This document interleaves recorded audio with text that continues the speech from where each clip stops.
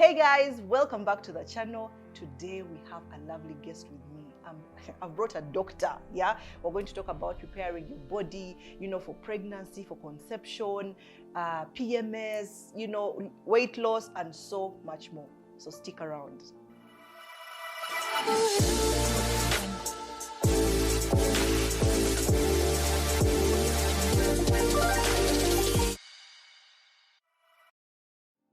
Welcome with me, Dr. Andrew Etuket. He's a nutritionist and a fitness expert, and he's going to be spilling the tea. Please welcome and introduce yourself. Thank you very much, Lisa. My name is Dr. Andrew Etuket. I'm the director at a company called Timnath Health. It's located in Bugolobi. Yeah. At Timnath, we use our diverse expertise in medicine, nutrition, fitness to help people lose fat, build muscle, and also improve their health while doing that. We do this through nutrition programs, exercise programs, and also stress management programs. Wow, that's quite a lot. All right, so we'll just get right into it. So on Instagram, I did some sort of conversation around, conception and, people trying to conceive. And from what I hear from you, there's lots to do with nutrition in preparing our bodies for giving birth. Many times we don't even think about it. We're just like trying. So just let us know, how can we prepare our bodies adequately to give, life? Yeah. Lisa, I think the challenge which ladies have is that, which is different from men, is that ladies go through different cycles throughout their life. There's this time like you get married, then you're conceiving, and then maybe you like put on some weight there, then you've given birth, then you're breastfeeding. Then there are those challenges again, which can be nutrition, and then you find a lady again putting on more weight even, and then maybe she gets onto some kind of program, loses weight, but then 1 year, 2 years after that, baby number 2 comes in, so the process repeats, and then maybe this process maybe goes on for the next 5 to 10 years maybe. Yeah. The problem is that even after that, maybe now the stresses of life and that, she's again, weight issues again. No sooner than that, she finds herself now in issues to do now with postmenopausal and that kind of thing. So there are many cycles which a woman goes through. We never rest. Exactly. So it's really important for ladies to begin well. Yeah. You understand? Yeah. And that's at the preconception stage. So if we can have ladies optimizing their weight, optimizing their blood pressure, optimizing their blood sugar, because as we shall discuss on, even when a woman is pregnant and carrying a baby, there are issues to do with gestational diabetes, eclampsia and pre-eclampsia, things to do with their pressure and that kind of thing. So it's good that a lady starts right. You understand? So that we can mitigate that. So how does a woman prepare for preconception? The first thing which we need to know is that things to do with weight, blood pressure, blood sugar, it's all linked. You understand? So what you're going to do to improve one of these is most likely, I wouldn't even say most likely, it's going to help also to improve the rest. So I normally summarize it in 3, a triad of 3. So I normally talk about nutrition is the first thing. Then I talk about stress management, and sleep comes under that. Sleep is super important. It's something which we neglect, and that's another challenge which women have. You've given birth and you're breastfeeding. You have to wake up at night. Your sleep is altered. So nutrition, sleep, and stress management, that's the second one. And then I always say exercise is the last thing. It's just the icing on the cake. It's a cherry on top. It's not the first. It's not the first, which many people rush to. They want to go and jog, they want to skip, they want to do Zumba, they want to lift weights or something like that. No. Exercise is the last. So triad of 3, nutrition, sleep and stress management, and then exercise. So let's talk a bit about nutrition. So what do I need to be eating, or, so that the body is ready and is kind of in a good place to have this child? Yes. So again, if you want to, remember, as I said, at Timnath, we help people lose fat and build muscle. There's a reason why I don't say lose weight. You understand? Because when it comes to fitness, when it comes to general health, when it comes to burning calories, there are 2 tissues in the body which we're really interested in. And that's your fat tissue and your muscle, the skeletal muscle, the muscle which helps you move your limbs, walk, squat, and all that kind of thing. So we want to make sure that we are losing fat, not losing muscle, or not losing muscle and fat. And many weight loss procedures focus a lot on just losing weight. Yeah. And the challenge is that if you do it the wrong way, you lose muscle with it. Muscle is your only security to make sure that you're going to lose weight and keep it off. Because muscle burns calories. Actually, about 70% of the calories which you take in as food are being burnt by your skeletal muscle. Okay. Which means that if I have a healthy muscle mass, healthy muscle percentage, just by sitting here, I'm actually burning calories. Really? Yeah, I'm actually burning calories. And that's the only way you're going to sustain fat loss. So again, we want to lose fat and build muscle. So when it comes to nutrition, the most important nutrient, the first nutrient which you should focus and put on your plate is protein. Again, ideally, if you're okay with eating the different kinds of meats, chicken, fish, whatever it is, I would recommend, when I talk about protein, I'm actually talking about meat protein. And there's some people who think of meat as beef only. No, I'm talking about fish, chicken, eggs, pork. By the way, I actually do not have a problem with that. The only meats I would tell people to kind of watch out on the processed meats, heavily processed meats, and back off those a bit. But protein is the first thing. Yeah. The challenge is here in Uganda and Africa generally. I mean, just look at weddings, even in homes. The first thing being served at a buffet, what is it? Matoke and kalo and posho. Rice. And then the next one, rice. Yes. And then you find your potatoes, plantain. We start with the carbs. Yeah. No, protein is the only. So when it comes to nutrients, there's what we call essential nutrients, non-essential. Okay. Non-essential means that you do not need to eat it. Your body can make it. So it's non-essential. But essential means that if you don't put it in, your body will not get it. Okay. You understand? So I'm sure we've heard of omega-3 fatty acids, like the ones in the fish oils and in olive oil and that. If you don't eat those things, you're not going to make omega-3 fatty acids, which are very important in your body, making of hormones, the membranes of our cells require those, brain function, very many things. Yeah. That is very important. So we need to realize that protein is one of the essential nutrients. There are very few breakdown products of the protein, what we call amino acids. Those are the breakdown products of the protein in our bodies, which actually perform the functions of bodybuilding, building the body, the immune system, and all those things. There are very few amino acids which our bodies make. Okay. Most of them, we must get them from food. So we must eat protein. That's the first thing you put on your plate. Yeah. I tell people after that, the next thing you should put, I know in primary school, I know we were told about animal protein and plant protein. Yeah. I don't like going by that, and I shall explain why. As I said, I normally refer to protein as what you're getting from the meat because your chicken doesn't have carbs. It doesn't have glucose, really. You understand? It's really just protein. Okay. Guys, we are learning. But when you're controlling your weight, the nutrient you want to watch is carbohydrate. Yeah. Is glucose. Carbohydrate is your glucose, your fructose. So glucose, it can be just the table sugar, but it's also what you're getting from posho, what you're getting from porridge, from sweet potatoes, from rice, from fruits, glucose, fructose. That's what you want to watch. Even fruits. Exactly. If you want to watch your weight. So I like looking at protein as the meat sources. The next thing on the plate, as I said, is what we used to call the plant protein. I don't call it that. I call it carbohydrates, which are rich in protein. Because beans and peas, their shells and all that are actually rich in carbohydrates. But the good kind of carbs, fiber, which is good for digestion. What we call your microbiome, those organisms, tiny organisms, microscopic organisms in your stomach, in your intestines, which are very important for even brain function, gut health, and that. Fiber is the food. So beans and peas are carbs. So I would put, if I have an opportunity to have chicken, I would put chicken first on my plate. Before beans. Before beans. The next thing I put is beans or peas or lentils. Some people are happy. The next thing I put on my plate would be the vegetables.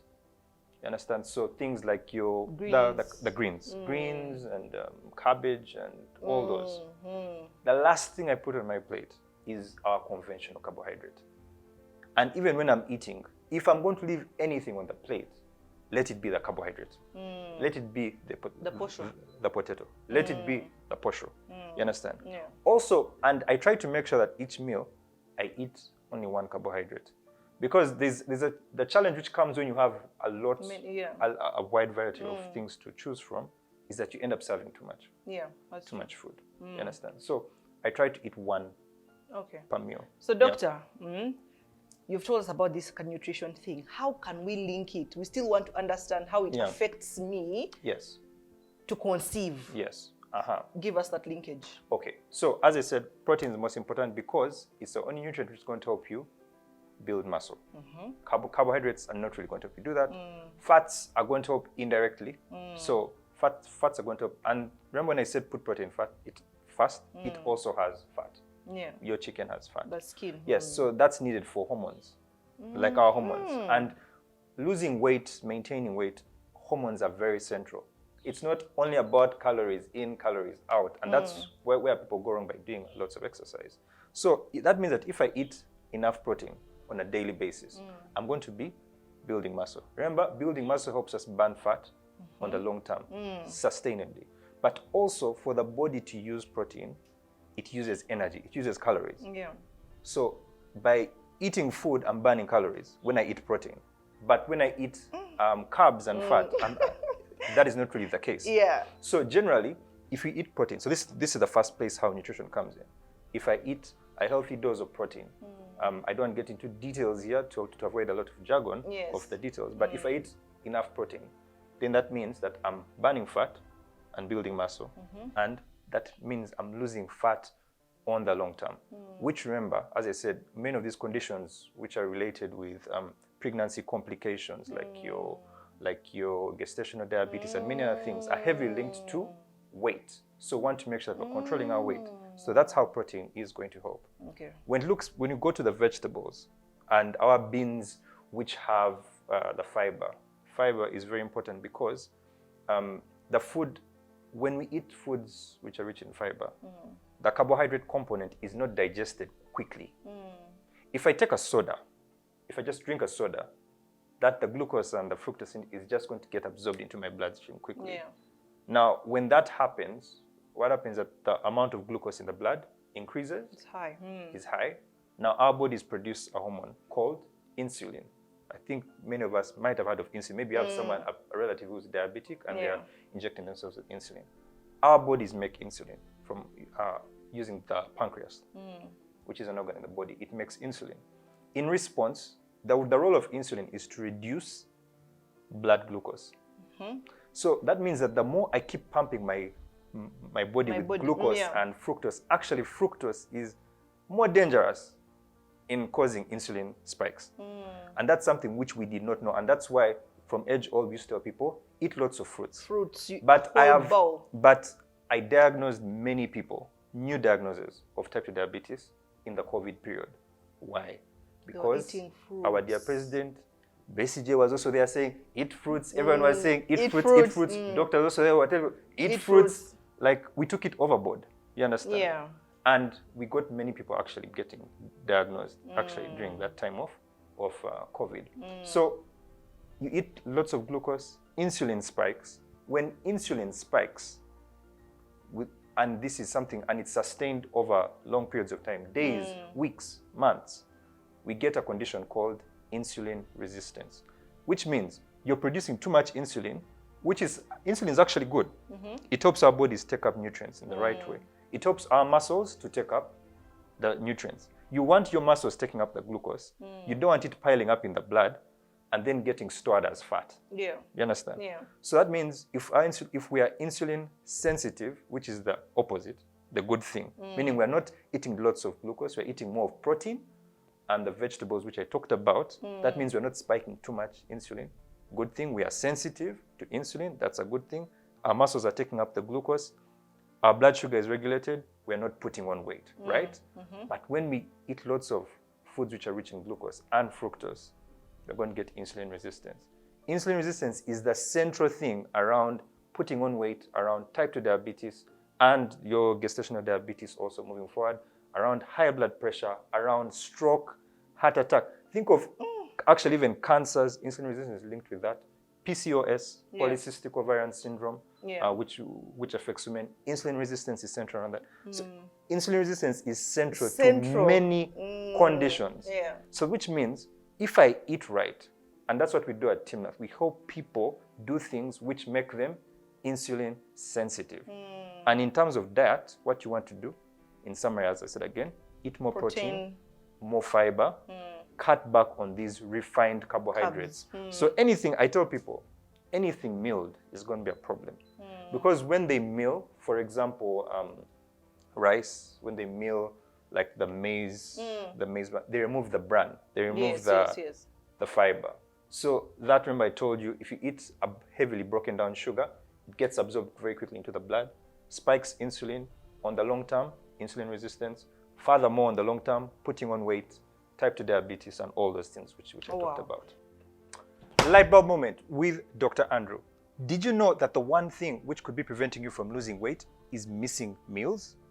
Think about it.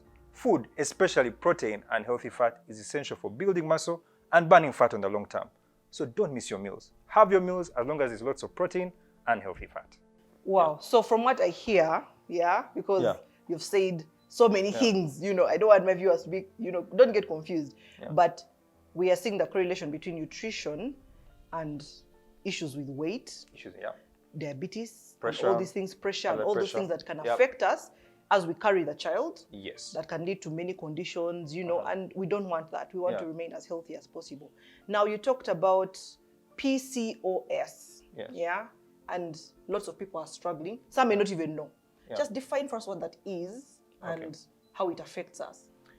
If I would just go back a little bit, even it's not even about these things affecting us as we carry the child.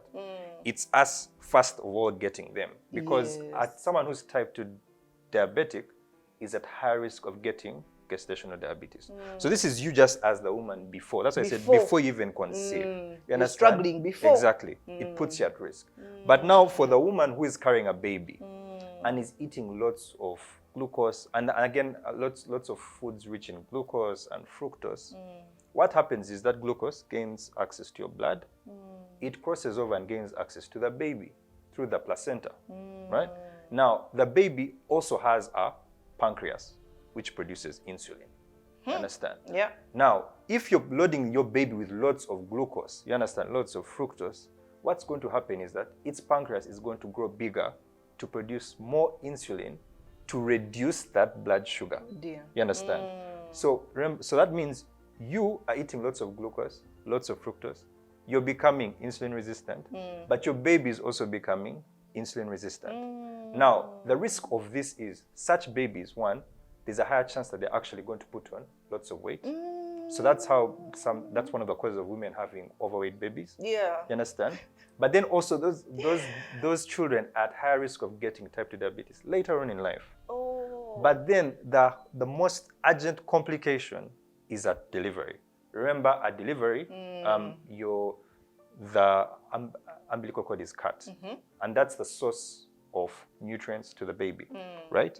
When the umbilical cord is cut, remember the baby has high levels of insulin, and we said insulin reduces blood sugar. So your baby is having high levels of insulin, but glucose is not being supplied because the umbilical cord has been cut. So the baby is at risk of what we call hypoglycemia.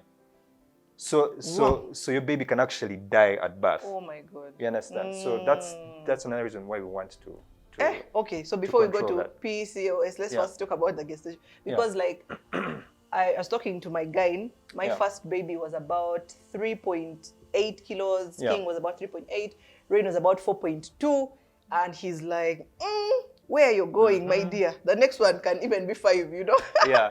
And sometimes, because of hunger pangs and all these things, you want to put something that is going to be filling. And then, you try to take these other things, it's not working. So you're like, let me get the rice, let me get that calor in so that you feel, fuller, and then that hunger kind of goes down. So I hear what you're saying in relation to putting on the weight and then affecting the babies, because lots of babies die at birth. They are so, I don't want the next child, this one, to be again so, because also it affects the delivery in terms of you getting, the tears and all those things. So I need to please watch those carbs. But then how do I ensure that I get full? Yes. Not hungry all the time, because those other things, they don't make us full. Now, Lisa, that's interesting. Viewers, we need to be able to distinguish between hunger and cravings. Hunger and cravings are different. Yes. And many a times we are actually calling cravings hunger.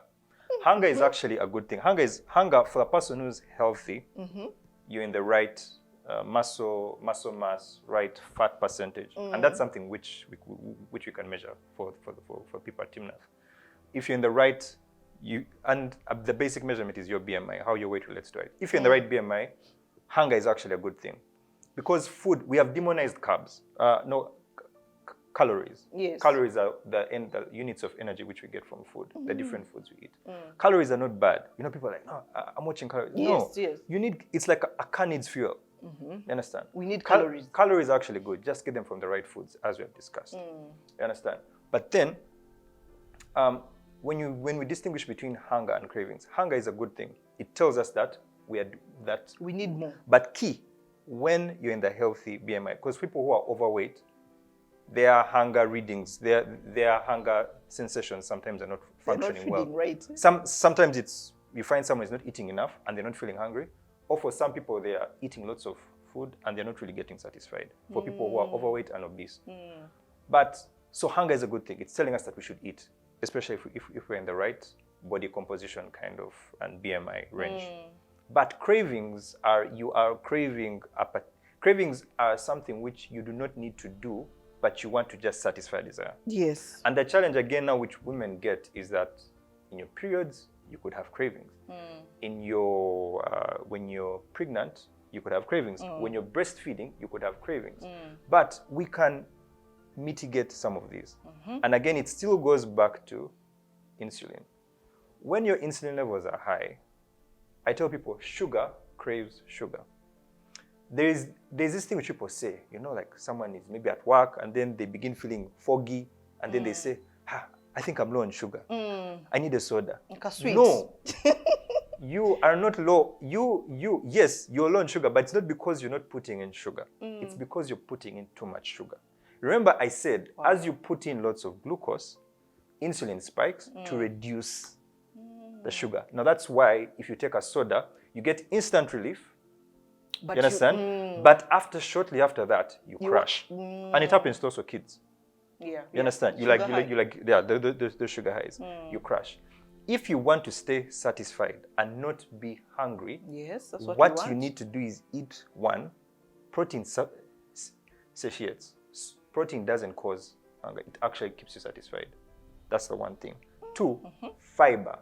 So rather than go for your millet porridge and your white porridge, which are milled and the fiber has been taken out, go for oats. You understand? Now you see. Yes. Now do you see? Now that is where the challenge. That is where the challenges come. If you don't go for oats, get whole grain bread, real whole grain bread. Don't get brown bread. Just this brown bread. Sometimes there's a lot of like to us. Yeah, many of the people who are producing this brown bread. I'm safer with the real whole grain bread. You understand? So sometimes it comes at a cost. Yeah. For some people, the cost is not the problem, but it's just a thing of, how can I eat that? For me, I want my milk. Oh, we also don't know. And it's also a problem because many of the ladies who I encounter, their mothers, their grandmothers, their aunties say, no, for breast milk, for what? Drink porridge. Millet, drink. No. I have several clients who have been able to put on the right kind of diet and they don't complain of that hunger without eating those things. So those things give you instant relief, the millet porridge and what. But you're going to crash after that. And you're going to keep your insulin levels high, which are going to keep you craving. So that's one of the reasons why actually people, but as I would say, most especially women, since they're more prone to eat because of also the hormonal fluctuations, the cravings are actually caused by eating too much sugar. So I don't know if you've heard of Alcoholics Anonymous. It's this group where for these people who are trying to stop. Who are trying to stop. They come together, they meet, they encourage themselves and that kind of thing. I like saying that, many of us are part of Carbs Anonymous. We need to get together. We need to gather together and then see how do we begin weaning ourselves of sugar. And by the way, initially it may be hard. The first couple of days. But sugar is a learned taste. If we unlearn, we can unlearn. It's like children, your mother. If you don't give your child they will not sugar, know. they will not know, and they'll never disturb you. The day you start, it's over. It's over. And it's the same thing. Bitter is different. Bitter taste. If those days we used to take chloroquine, the liquid when we were young, and you just spit it out immediately. Because that one is an innate thing. God gave it to us to protect us. But sugar, your body can make glucose from protein. It can make it from fat. And that's why glucose and carbs are a non-essential nutrient. You don't need to eat it. Wow. Your body will always find glucose for you. Unless you have some issues, some physiological and hormonal issues, that kind of thing. But for the normal person, it will find it. Okay, all right. Yeah. Wow, I've been getting lots of knowledge. I see insulin is really key in all these things, So if now that I'm pregnant, can I do that gestational diabetes test and to make sure that I'm not, you know, is it possible? Yes. Yes, it's actually with your gyne, any gynecologist should actually be able to do that basic assessment, and sugar always, like your blood sugar test is always part of them.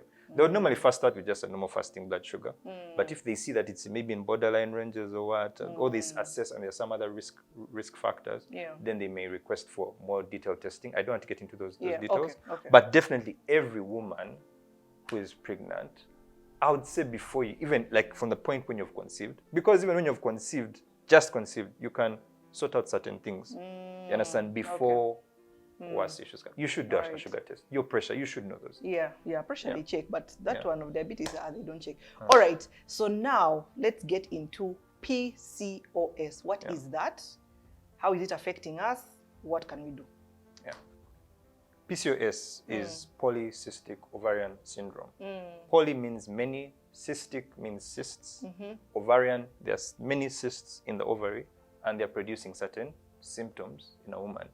And a woman, most women first will comment. Some will comment about like hair, like they notice like maybe like beards, maybe some kind of mustache, a male pattern kind of hair, especially facial hair. Some will also comment about maybe some hair on the legs. Some women have that hair, but it's not really an issue. But many of them comment about that. And then the one thing, at least, which they'll normally come around saying is that they're failing to conceive. Failing to conceive. You understand? And the reason why they're failing to conceive is because they are not ovulating. The reason why they're not ovulating is because they're producing too much of the male hormone. You understand? Which is inhibiting that. But also the primary reason why all of this is happening, why there's too much of the male hormone, what we call androgens, too much of the male hormones, and then they're not ovulating, and then these symptoms are presenting. The reason why that's happening is, first of all, because of insulin resistance. You understand? Really? So insulin resistance has been heavily associated. We don't know the exact cause of PCOS, but insulin resistance is heavily associated. So are you seeing why we have gone, first of all, talking about how to keep the weight, what, and that before? You understand? Because if you're eating lots of these carbs and matter and blah, blah, blah, insulin resistance won't happen. And then it's going to put you at increased risk of getting PCOS. But let's be clear, we don't know the exact cause. But we know, we have ideas about what is happening. Research shows that these kind of things are happening. Oh, wow. Okay. So if I'm failing to conceive, that's one of the things I can go and check for. How do they check for it? And then how do I overcome? Is it can they treat it or?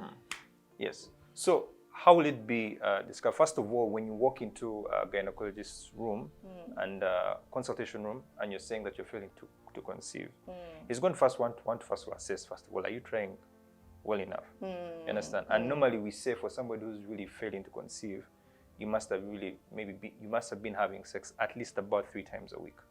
You understand? Are you listening? And for a period of possibly up to about a year. Up to a year. So you cannot have it that, that 4 months, 2 months, 3 months, and then you understand? I mean, you could walk in and maybe he will do the test, but clinically, when we define someone failing to conceive, those are some of the things which we want to actually ascertain. But then, if he examines you and he sees like the facial hair and all that thing, or you report it, I mean, definitely we should not wait for the 1 year. You understand? So what you would do, first of all, what you would do is, one, you'd want to see those polycysts, many cysts in the ovaries. And how we do that is using transvaginal ultrasound. So your gynecologist will request for transvaginal ultrasound to see those many cysts. Remember polycystic ovarian syndrome? So it should not be done on virgins. It should be done on non-virgins. Why? Because we are going to pass a probe through your vagina, and that's where we're going to view the cysts from. We can't use the normal abdominal ultrasound to view it. We don't have the right angle to view them. So we'll view that, and then that's something which can easily be seen. It will quickly be seen, like the cysts are there. He may go on to do some hormone profiles. He wants to see what are the levels of testosterone and many of the other male hormones. We want to find out, are those elevated? You understand? And then, so we've talked about the cysts, we've talked about the high levels of the male hormones, and then the third one was a clinical one, which we said was woman reports that she has lots of hair. So those are normally the three symptoms, if I'd say, all right. symptoms which are happening. So now that I've found out, and we have said we don't know the real cause, but we know insulin is related, can I change that with now my nutrition, like you've said? Would it be able to help me? Yes. Yes. So we cannot say that we're going to treat it 100%. You understand? But we can definitely make you more insulin sensitive. So since that is the cause, insulin resistance, we want to do things which make you more insulin sensitive. And you can find a lady who has PCOS losing weight. There's one of our clients lost up to about 40 kilos over about 1 year and 3 months, and she even conceived. And she even conceived? Yeah. And they had said it was PCOS. Yes. You understand? Wow. So you can do things which are going to make you, that's the things which I've talked about. You know, losing weight is actually not so complex. It's not so complex as sometimes people make it look. Anyone who wants to tell you, do this, detox, those things. Just the normal food. Just start eating right, as we shared. You understand? And then sleep, manage stress. The things. And stress sometimes is very simple. It's as simple as just forgive people. Right. You're keeping baggage. Like you keep lots of that baggage, and like as a woman, as I said, you already have lots of other things that are going to come. Like your hormones already are going to play with you, like on a monthly basis. Yeah. So try and get rid of these other things. Yeah. Then sleep. About 7.5 hours of sleep should be our target. I know we live in, maybe you work very, very far from home, so you travel back late. Those are some of the considerations which, if it's in your hands, if you can maybe work at home, or maybe leave earlier, or maybe get a place nearer to work. You understand? If it's in your power, you could try these things. And then the exercise side of things also comes in, as I said. It's the same principles, really. Yeah, it's really the same principle. Okay, so please, you need to visit Timnath to just get a consultation on such things like nutrition. We cannot exhaust everything here. But then you touched something about, women were always going through, all these hormones, etc. I saw a TikTok and someone was saying, we don't go through 28-day cycles and things like that. It's literally 365 days. Before your period, you're experiencing some, preparation. Then during, then even after your body, like it never ends. And I think there's something also called PMS that you can just touch a bit on. What is that and how does it affect us? Okay, so premenstrual syndrome, again, it's certain symptoms, combination of symptoms which a woman would experience like just before her periods. And many a times it's the most common one which they would complain about is maybe loss of energy, some kind of mood and that kind of thing. Cravings is a major issue, and lots of other symptoms which come up. But I think craving and the energy bit of it are the ones which many of these women report. So remember, as I said, this is something which is going to happen to you on a monthly basis. And how does should a woman say that we want to treat PMS? I would say no. That is impossible. That's impossible. Yeah, I understand. But I would say, how do we cope with it? You understand? Does every woman go through PMS? I would say in a woman's life, if she's going to live long enough, I think at least once she will. You understand? But we need to distinguish PMS from certain forms of depression, which are actually a different disease. And that's why if the symptoms, we normally say if the symptoms are significant enough to cause social distress, like in your home, when for you you're about to get your periods, fire. Your husband is running away, your children are running away, no, there it's becoming destructive. I would recommend that you need to see a psychiatrist. Yes, you need to see a psychiatrist. Serious. Yes, because if it's causing social distress, it shouldn't. Yeah. You understand? It shouldn't cause social distress. I mean, there are these things which happen, and like even me at home, I know, okay, no, I think it's the time. It's the time of and the then you're okay. But it's not destructive. Do you understand? Something yes. is... So, okay. So you should be keen on that. But women, if it's just the PMS, women should learn how to cope.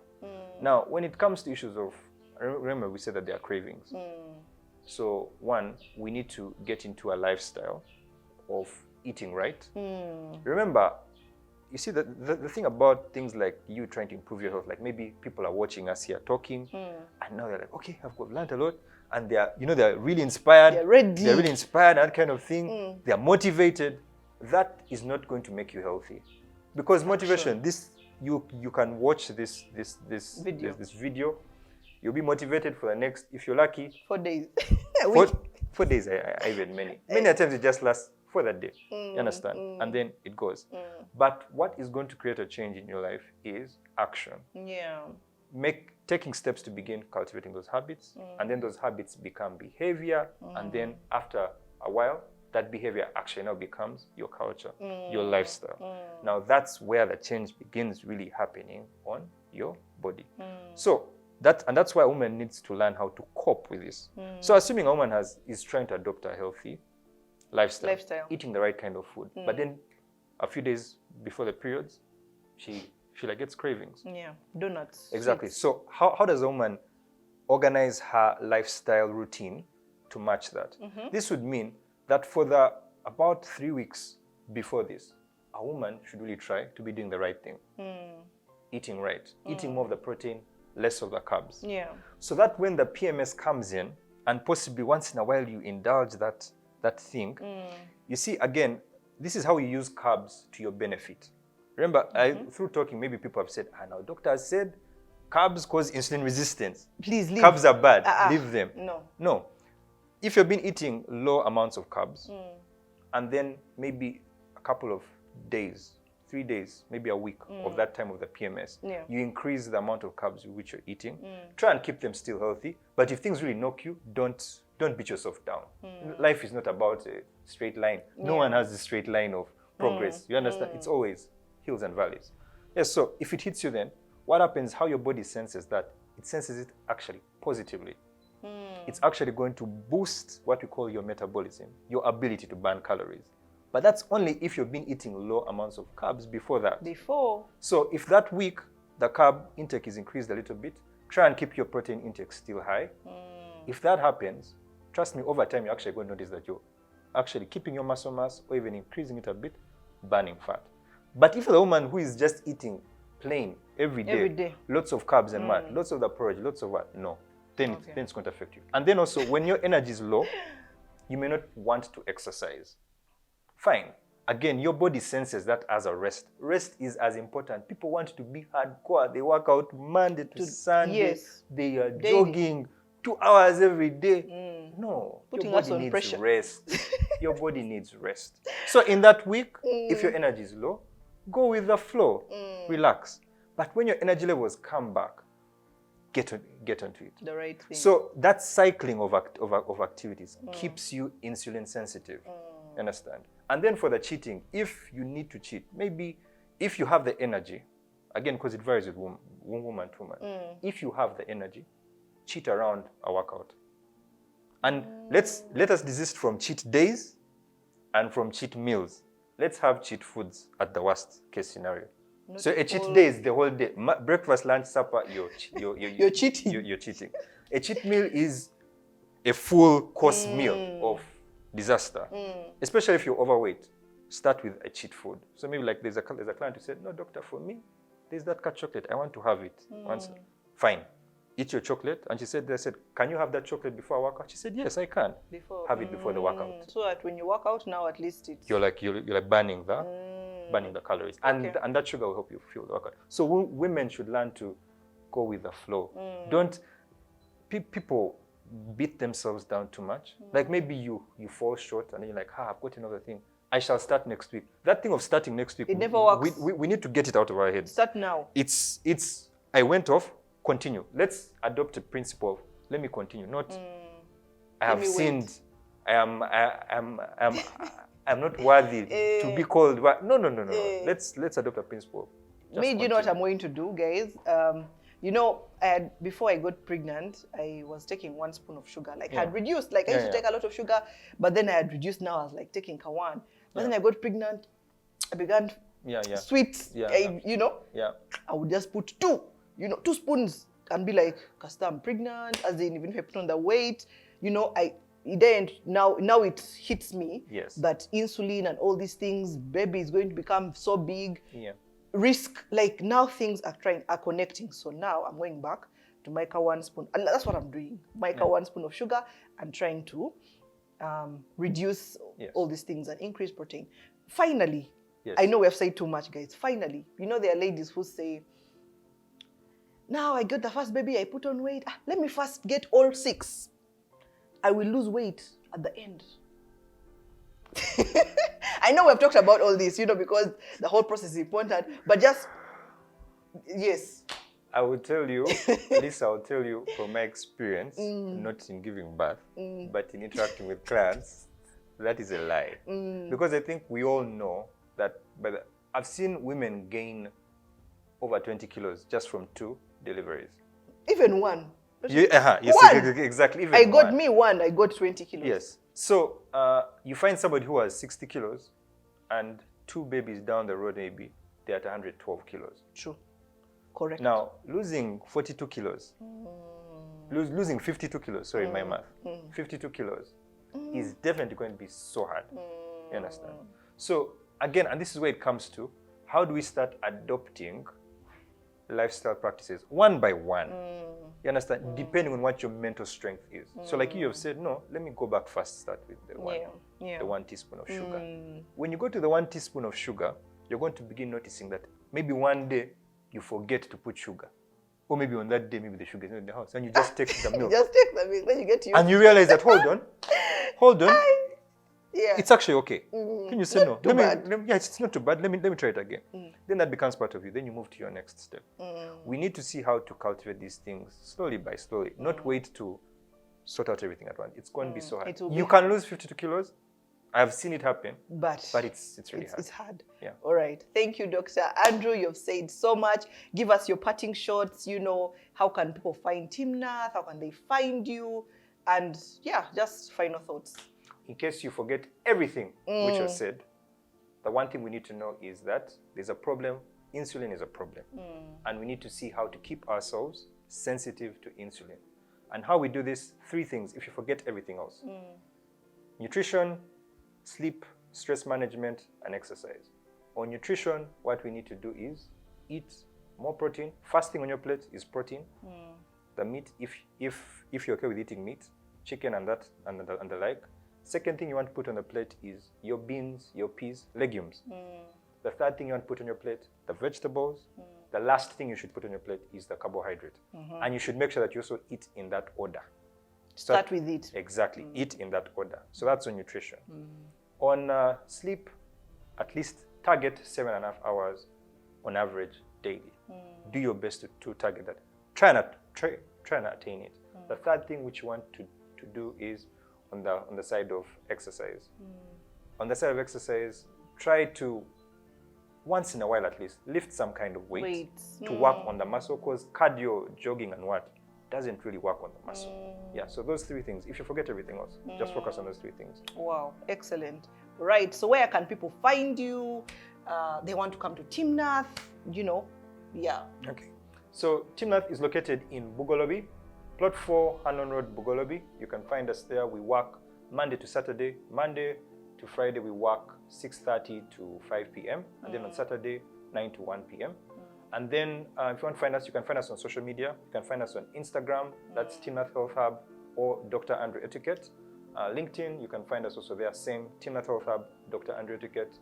Facebook, Twitter, the same basically, and then also YouTube, Timnath Health Hub. Our website is www.timnathhealth.com. Wow, guys, I don't know about you, but I've got so much from this interview. I'm changing right now. It's not too late. I still have time, you know. Don't wait for, I will start next month. Now the month, it's here. So please, start. My name is Lisa Kusima, and I'm here to inspire.